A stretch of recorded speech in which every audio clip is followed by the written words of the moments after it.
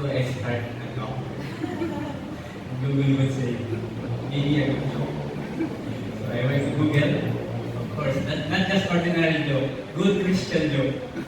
So when I type in good Christian joke, Google led me with a link with 45 good Christian joke. So I use my 45 minutes using those 45 jokes. I'm just kidding. Alright, so are you interested to hear at least sample of those jokes? Okay, I was hoping you would say no. But okay, since you said yes, okay. The first one. When Adam and Eve and God, when they were still close, God saw them doing something. And then God asked them, hey, what are you doing? Then Adam said, God, we're solving math problems because you told us to multiply. So one of the characteristics of good Christian joke, there's like an explanation. So they're doing multiplication, but at the same time, God told them to multiply and reproduce. So multiplication, reproduction. Okay, second one. Forgive me for this. Second one. We thank the music ministry earlier for giving us a very good music. But in the Bible, who do you think is the best musician? Okay, time's up. No one answered the question. The answer is Samson. You know why? Because Samson brought the house down. Explanation. So when the Philistines were doing their party, Samson is actually the prisoner. Then one of the leaders said, okay, bring Samson because he's very strong. Let him entertain us. So this history told us that he pushed two pillars and then the house fell down. Right, yeah. So based on my two jokes, I think I'm not good at it. So my request for you is to just focus on the content of the talk and not on the jokes. Okay? Yeah. So so let me just quickly go here. Okay.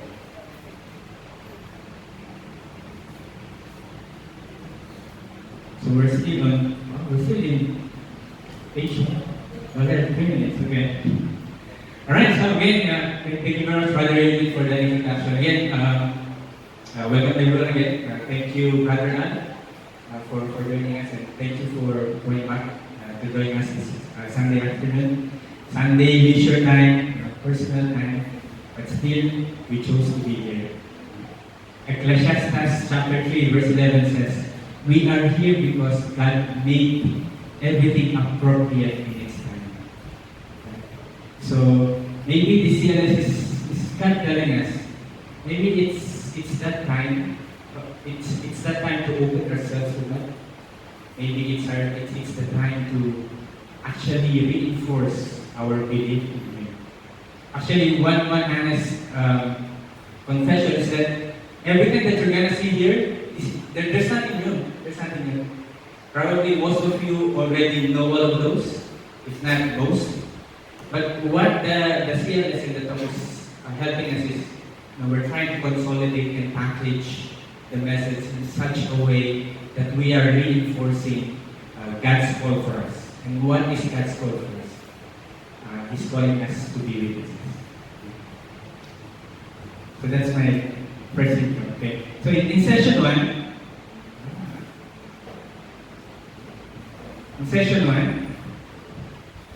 I should be moving the slide, not only the speaker notes. Should be this one.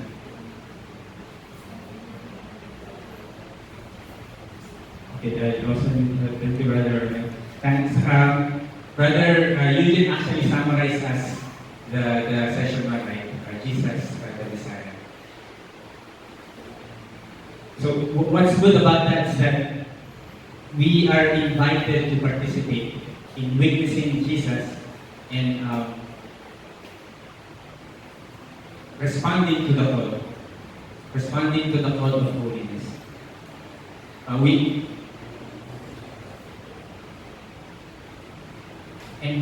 This talk will help us to identify how are we going to be not just ordinary Christians, but authentic Christians?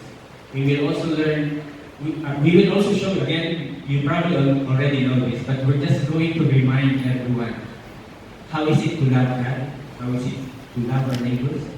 And how is it to really experience Christ by meeting Him, living Him, and finally sharing Him.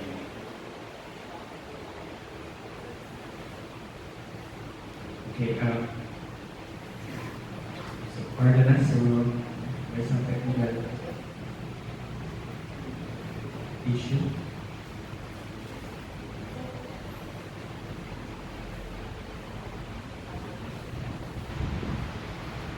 Thank you very much. So, if you can see, some of our friends are there. They're actually our prayer warriors. Literally, they're praying for us. Even we're not here in the church, we have the prayer warriors helping us to pray for our safety. And the prayer warriors are going to go. Right, so yeah, God made it possible for us to be saved. I think the important thing to highlight here is make it possible. We're not saved yet. It's not an automatic savior, but made it possible for us to be saved. So God has done everything to enable us to experience salvation. But, like what we mentioned earlier, but how do we respond? How are we going to be saved? As we have. How? I think the answer is in the word. We need to respond to the call. And one is the calling. The calling is to be the living witness of Jesus. So how to be a living witness then? So I think that's the question. And just like I mentioned earlier, we need to be an authentic Christian. And to be an authentic Christian, we need to meet, learn, live, and share. So MLS. Meet, live, and share. Anyone here who's buying second-hand items from Facebook Marketplace? Or the ukay-ukay, we call it in the Philippines. Okay. I also buy from the thrift shops. We call it thrift shops in our province. Oh, yes, some are in. So I can vividly remember my elder brother and his best friend, they would always go back from the college with a new Levi's pants. They would always say, hey, I have a new Elvis. We call it Elvis, or O1s, or buttons. And I always wonder, where do they get it? They actually get it from the thrift shop. But they shared with me what's the trick of really getting an authentic Levi's from the thrift shop. Because in thrift shop, 100 pesos, 200 pesos. But you have to be very nifty. They say that for you to identify the red tag, normally majority red tag, it should be like 1 inch on the top of the right pocket. So normally 1 inch should be this bone over here. You should get your measurement, it should be probably 1.1, 0.8, 0.9 inch. But around 1 inch. And then the label should be L, small e, V-I-S. And then the stitching should be really be very, I'd say, very meticulous. The stitching, and inside and out. And the ribbons, they should have the acronyms L, S, and C, Levi's Custom. So that's how they told me how to spot an authentic Levi's from the fake one. I'm not saying we should not wear, we should only be wearing legit clothing, but what I'm trying to say is, however we try to imitate, if we're faithful, it's gonna show. It's gonna show. Maybe when our time on earth will be over, we might be asked the question, how were we authentic as Christians? How were we authentic as Christians? Do you know a fake spaghetti? In pasta. So, you know what? It's actually the third joke from the third night. So, fake spaghetti is in pasta. So, we don't want to be called imposter Christian. We have to be authentic Christian. So let's dig deeper on meeting Christ, living Christ, and sharing Christ. Right?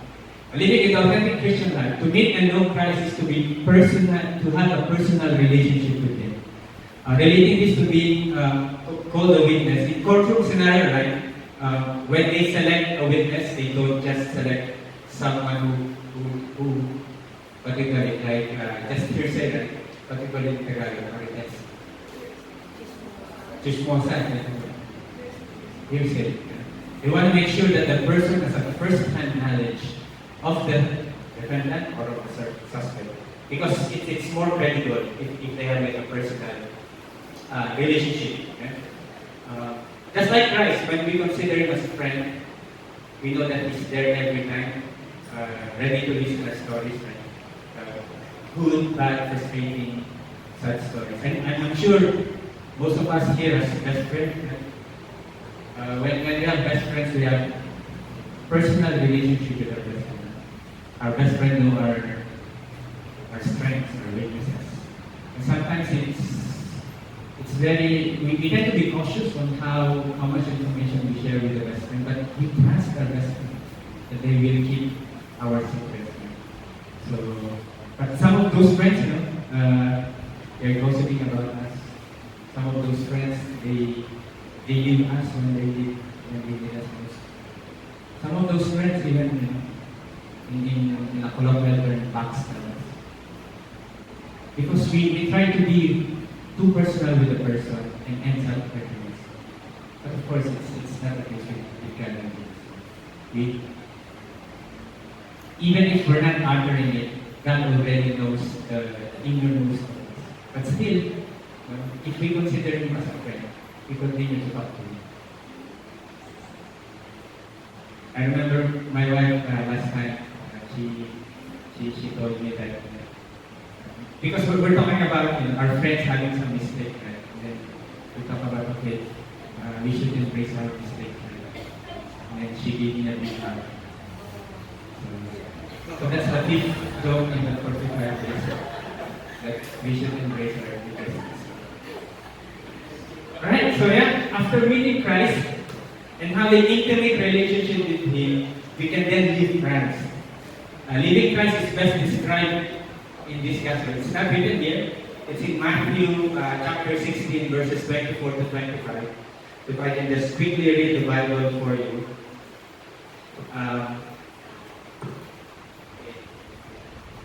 Matthew chapter 16, verses 24 to 25. Then Jesus said to His disciples, "If you want to follow me, deny yourself.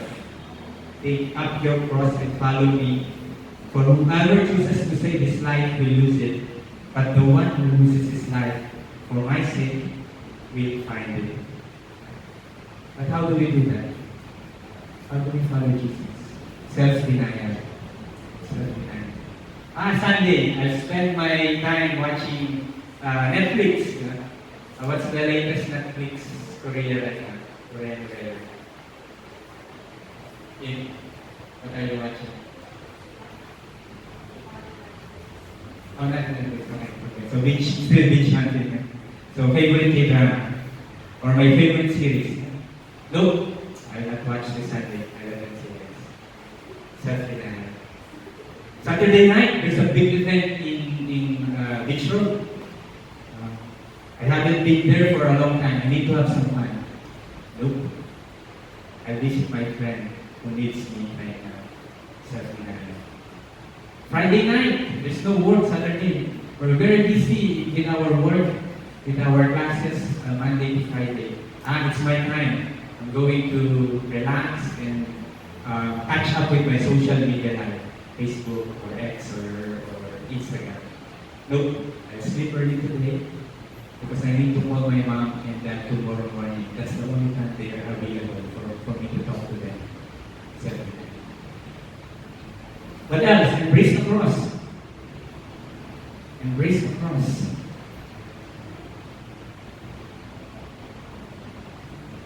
Okay, we should be in the difference. There's a loss. So what do we mean by embrace the cross? One fact about our lives, life is difficult. Tagalog, mahirap ang buhay. Mahirap ang buhay. Very difficult to live. Life is difficult. Life is difficult.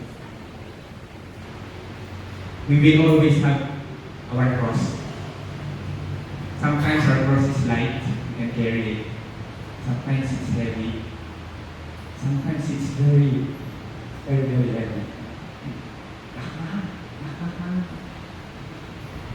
Those cross, very heavy, it brings us to our knees. Right? Even sometimes it brings us to the edge. But still, when Christ said, embrace the cross, we have to embrace our sufferings. We have to embrace our suffering of. We should not drop the cross and join the crowd. When Jesus was carrying the cross, there are those very many. I don't know who loved Jesus. I need to improve my Bible knowledge. One or two who loved Jesus, but majority crowd, right? So when our cross is very heavy, we should not drop it and join the crowd. Right? While the cross is bringing us to our knees, maybe it's time to pray. Right? We pray that His will may be done. We trust in Him that our suffering, whatever the result is, may bring us closer to God. So that's embracing the cross. Following Jesus. One of the ways of living Christ is following Jesus. I remember one time, Brother Eugene, Brother Romel, Brother Roger from our community, they talk about WWJD. What would Jesus do? WWJD. Following Jesus. A homeless man asking for food. What would Jesus do? A noisy baby in the church. I love to go to church, but there's a noisy baby. What would Jesus do? A friend who betrayed me. What would Jesus do? A husband or a wife who cheat. What would Jesus do? A brother who was not paying his debt, amounting to more than 100,000 baht. What would Jesus do? A sister who is ignoring me. My dear sister, I love her. But she's ignoring me. What would Jesus do? A seemingly hopeless situation. What would Jesus do? Let's follow Jesus.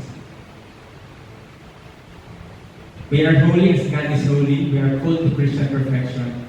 And we are true disciples of Christ. And finally, the authentic Christian characteristic after meeting Christ, after living in, it is sharing Christ. I think this is, for me, being authentic Christian, probably one of the most beautiful characteristics of that is sharing Christ. We participate in witnessing Jesus, just like what we're doing today. Proclaiming the good news aside from sharing the word is living the word. And to truly live Christ, to share the salvation with others. We believe in the end of life, there should be salvation. And actually, those who have invited us, they are actually being an authentic Christian in sharing Christ with us, right? Every one of us, not only you, every one of us, at one point in our time, has been a participant in this series, right? And right now, I'd like to take this opportunity for every one of us to just say, look at your back and look at the person who actually invited you to the series, and just say, hey, thank you, because you shared Christ with me, and it's like you love me because you want salvation for me as well. All right, so yeah, probably 1 minute. If you can just look back and look where are those who invited you in the CLS, and just say, hey, thank you. For me, I think my wife invited me last time. Thank you. The brother here, thank you. So that's sharing. That's a very actual example of sharing Christ. Now that we know how to be an authentic Christian, meeting Christ, living Christ, sharing Christ, nonetheless, we need to be true witnesses of God's love toward us. So we are to love God and neighbor. I think to explain this would be the gospel from St. Mark, chapter 12, verses 28 to 31. Actually, it's in the slide, so I don't need to look at the Bible. If I can quickly read this one. One of the scribes, when he came forward and heard them disputing, and saw how well he had answered them, asked him, which is the first of all the commandments? Jesus replied, the first is this, Hear, O Israel, the Lord our God is Lord alone. You shall love the Lord your God with all your heart, with all your soul, with all your mind, with all your strength. And the second is this, you shall love your neighbor as yourself. There is no other commandment greater than this. All our heart, all our soul, all our mind, all our strength, and loving our neighbor. Okay, let's dissect this very beautiful passage. How do we love God? We shall love the Lord our God with all our heart, right? So basically, it's the whole of us, every part of us. Loving God with all our hearts, we love Him more than we love our loved ones. Right? We shall long for Him. We shall forget ourselves. It's loving God with our heart. With our minds, we devote in the best of our intelligence to knowing Him. And with all our soul, with all of our being, physical, emotional, and spiritual. But what does it mean to love God with all of our hearts? So let's see. To love God with all of our heart is to be totally committed to Him. For those who are married, we are committed to our spouse. For those who are single, who has special someone, we are committed to that special someone.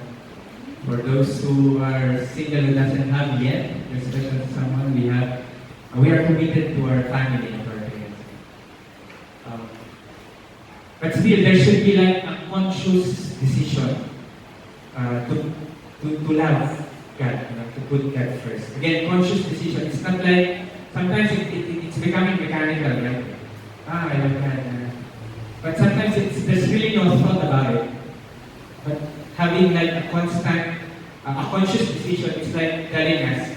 It's like what Brother Eugene told us earlier in the way we pray. Like, it's like, it's a conscious decision so that we actually intention to pray. And conscious decision to love God is intention to love God as well. So how do we put the Lord first in our lives? I think in one of the Bible passages, John chapter 14, 15, if I can quickly read that. If you love me, you will keep my commandments. I'll put it in my notes. If you love me, you keep my commandments. So we need to develop a personal relationship with Him. Personal means person to person, right? Intimate relationship. And one way of doing this is a regular time with Jesus or with her. And then when we say regular time, probably we get to prayers. And in prayer, we know prayer is our way of communication with God. So the way we understand communication, it should always be two-way, right? When I speak, you respond. When I speak, you respond. So again, a prayer is a two-way communication with God.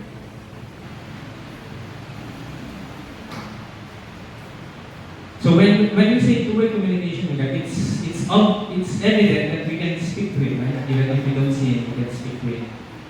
But again, because it's communication, how is God responding to our prayer? And that's a miracle more than honestly. Maybe God's response is to our friends, like inviting us here.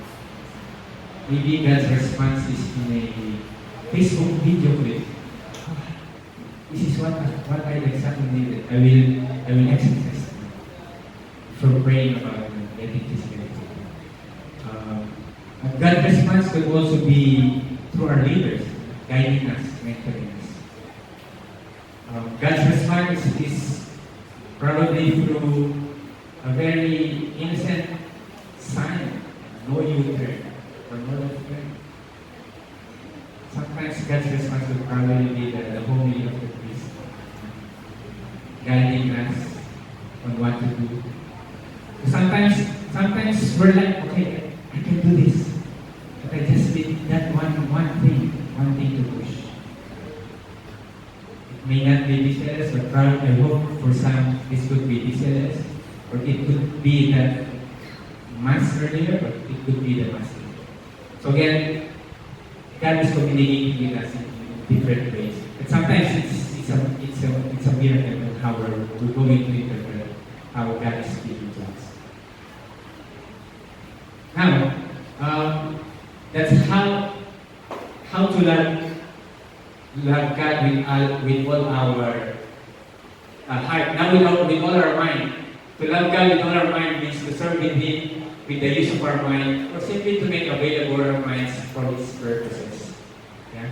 It can be applied to contribute to the world progress, like famous scientists, Einstein, Stephen Hawking, Charles Darwin. But there are also famous Catholic scientists.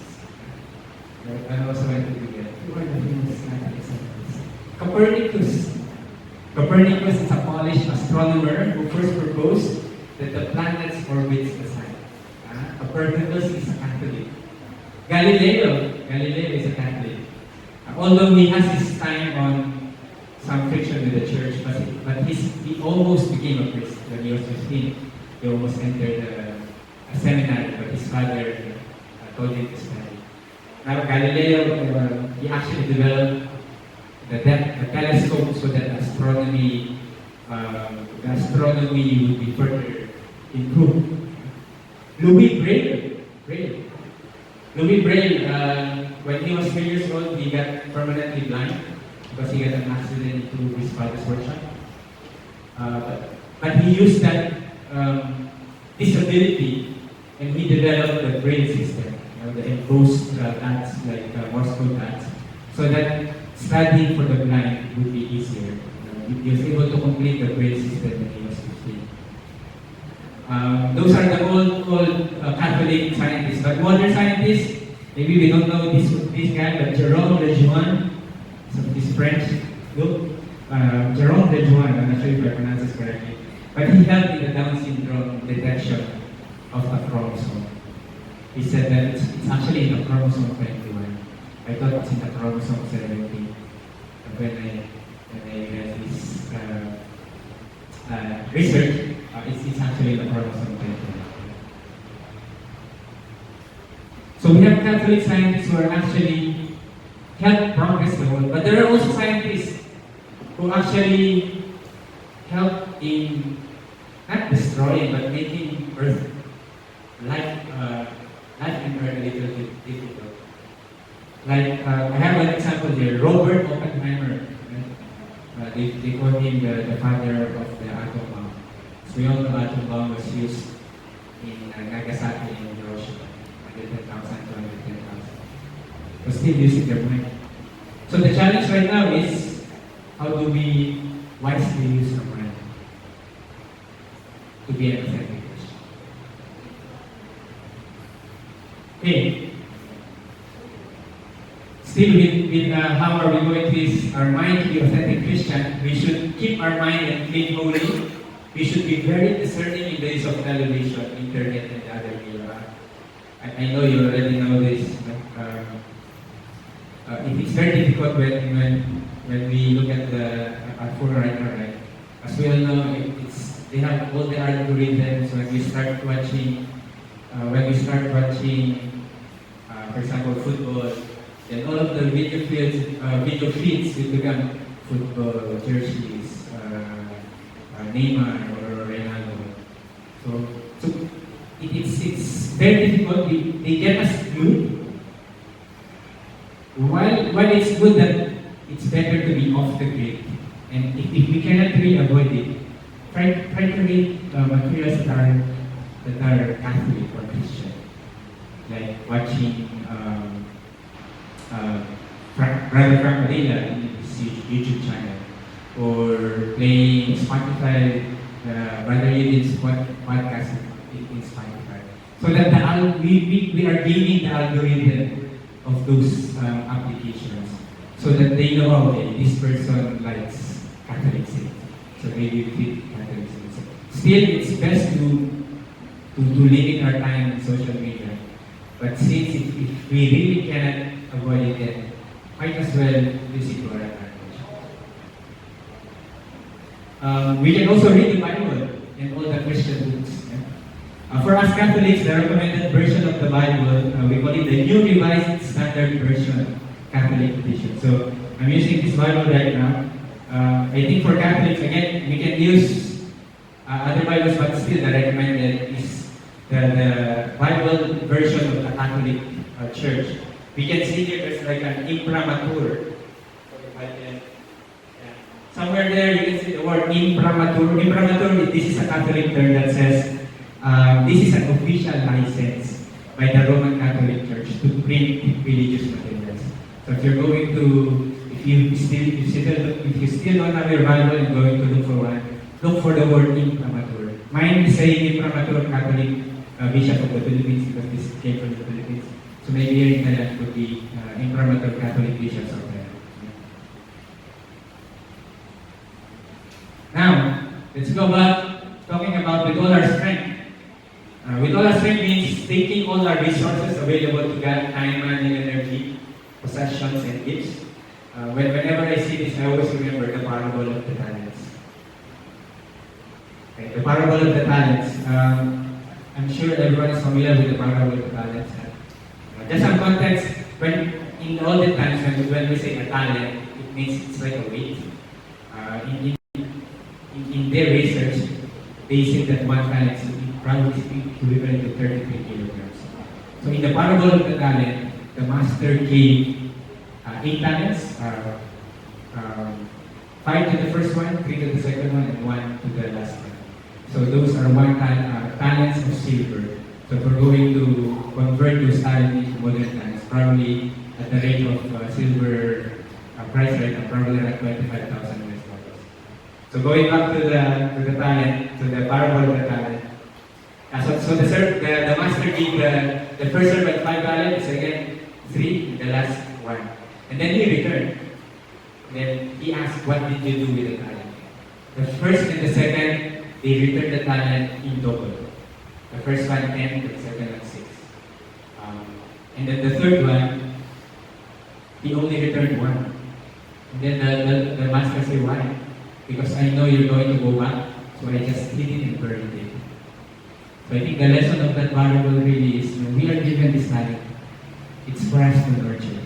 Different talent, artistic talent, musical talent, resources are also talent. And one of the talents, I think everyone has time. We all have the time sa talent. So better use it. Making sure that we're using it for the glory of the Lord.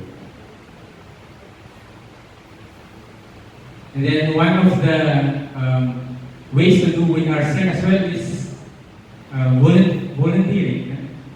We can use it in, not just for ourselves, but for others. Volunteer to do Christian service. DCLS is an example of a Christian service. So what it means to love God with all our soul, mind, strength, and our soul. We are to love God with our whole being, emotional, spiritual, mental, physical. That means it's really, the message here is total, the totality. I already gave alms to the beggar earlier. Maybe it's okay for me not to hear my student. I already donated to the charity. Maybe I can watch this for over there. I already supported my brother in his studies. I'm okay if I shut up my friends because I'm helping my brother. So again, it's the totality. We are God's creation, called to be holy, intended by Him to spend eternity together with Him. So while in this world, we are to love God with all our soul. Now that we covered the first commandment of loving God with all our heart, I think this is a more difficult one.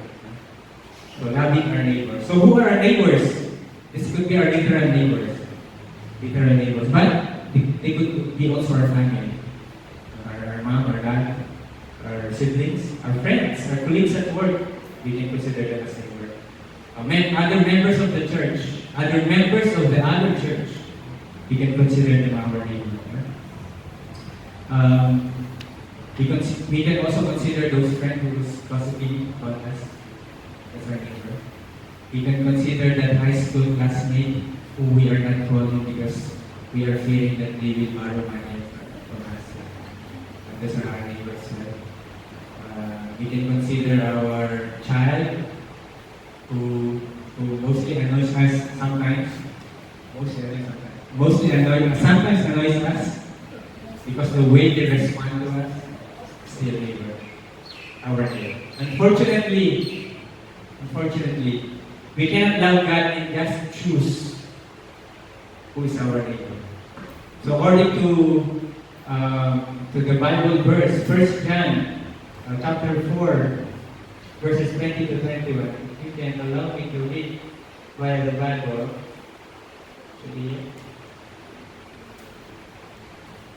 Okay. If you say I love God while you hate your brother or sister, you are a liar. Then, if you say I love God while you hate your brother or sister, you are a liar. How can you love God whom do you not see? If you do not love your brother whom you see. Right? Oh God, it's instruction. We receive from Him this commandment. Let those who love God also love their brothers. Right? So before we discuss how do we love our neighbor, let's define Christian love first. What Christian love? And by defining it, let's define what it is not. Love is not only having positive feeling. So feelings, I did a quick Google again. Feelings is actually coming from emotions. Emotions, this is how we respond on the stimuli from the environment. And based on that stimuli, we respond to that. And that's the feeling. We get a feeling of happiness, inside, out. Inside and out, so, but love is not only having positive feelings, because again, the feelings is based on emotion, and emotion is based on stimuli. If stimuli changes, feelings changes. So that means love, if we base on feelings, love will change. So love is often equated with feelings of sexual attraction and personal affection. It's not the Christian love. But the feelings change, and that cannot be the sole basis for love. Love is not always saying yes. Example, it's okay to say no even if you're able, because sometimes, especially at work, we know we're able, we can raise our hand, and I can do that. But we love our neighbor or we love our colleague, okay, maybe it's time to really showcase his skill. Okay, for this time, I will not say to the opportunity and let my colleague do the work. We have the wrong concept of loving person as a nice guy who tries to please everybody. Huh?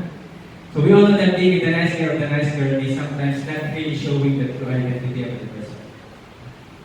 Don't get me wrong, we should be nice and good. We should be nice and good to our friends and neighbors. But it should be, when going back, should be authentic. Love is not self-seeking. The focus is love is not ourselves but others. By its nature, Christian love is ready for self-denial. Remember earlier, self-denial, WWJD. What would Jesus do? Self-denial, WWJD. So, what is Christian love? So let me read this passage again from Book of John, chapter 15, verses 9 to 10. Here, let me read it for you.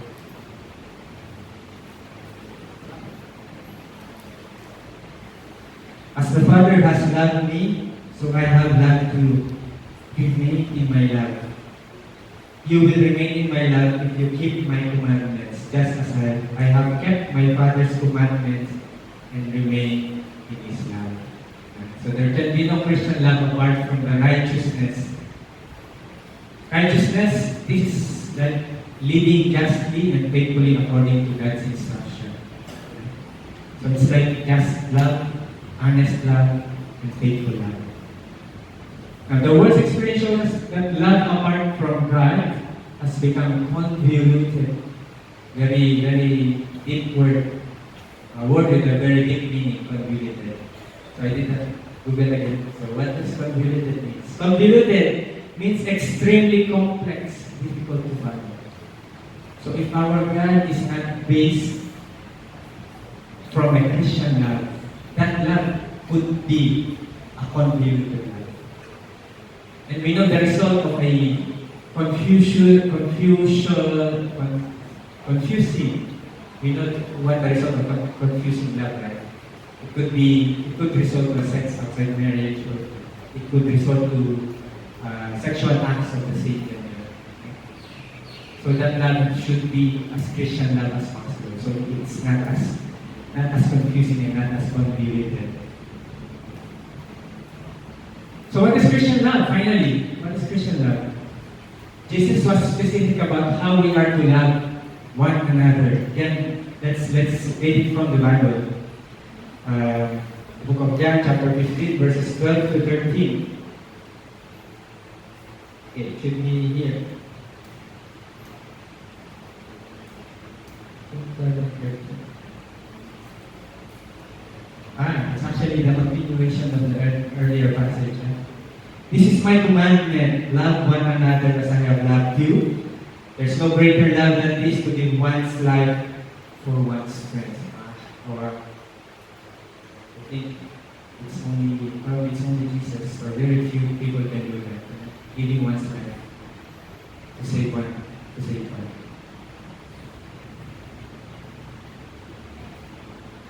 So does it really mean we need to lay our lives? Maybe it's really the ultimate Christian love, laying our lives. But there are other ways actually. And this is the practical ways of translating that love into our everyday, in what we do every day. And which is actually also in the Bible, which is in Book of John, chapter 13, verses 1 to 5. It's actually in the washing of the foot episode. Okay, so I will not read the passage because it's quite long, but just to put some context on the washing of the foot, right? It actually happened before the Last Supper. And then Jesus knew that this is his time. So what he did is he washed the foot of all the disciples. In the olden times, most of the poor, or all of the poor, are not wearing their sandals because they're poor. So their feet are always dirty. And one of the customary way to accept guests in their homes in all times is to wash their feet. And that's exactly what Jesus did. They're calling him master. They're calling him rabbi. They're calling him our leader. But still, Jesus washed their feet. So it's actually a symbol of what a Christian love should look like. It should be a demonstration of Christian love and service love.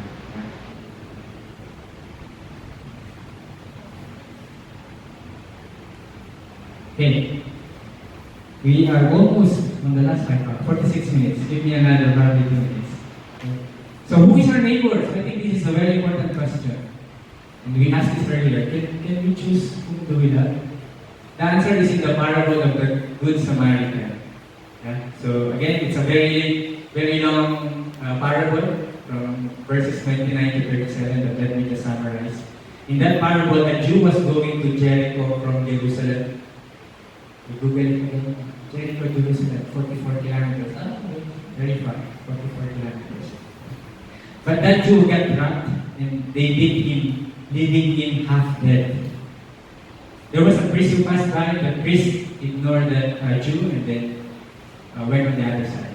At the same time, a Levite passed by the other side. But there was this Samaritan. The Samaritan was moved with compassion, cleaned the wound with oil and wine. Just to put some context, the Jews hated the Samaritans because of their intermarriage among the Gentiles. Thus, it was very remarkable for that Samaritan to help the Jew who was trapped and beaten. Actually, continuing the parable, the Good Samaritan even put the Jew on his, donkey, I think. Put the donkey and then let him check in an inn. He paid for the inn and then even gave money to the innkeeper saying, okay, whatever this guy needs, use this money. If you're still going to spend more, I'm going to return and going to pay you. So that's, just imagine how generous, how loving the Samaritan was.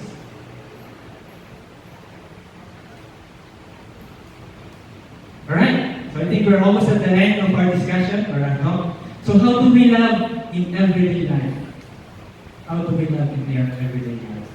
So there's a very, very nice passage in the Bible, so let me just also read that as well. The 1 Corinthians chapter 13 verses 4 to 7. So the context of Christian love. Actually, while reading the passage, I'm going to substitute the I for love. Substitute I for love. So maybe if you can take note of that Christian passage and maybe at your own convenient time, you can look at that passage. Let me just read that with you. Okay. Love is patient. I'm going to please love it. I am patient. I am kind, without envy.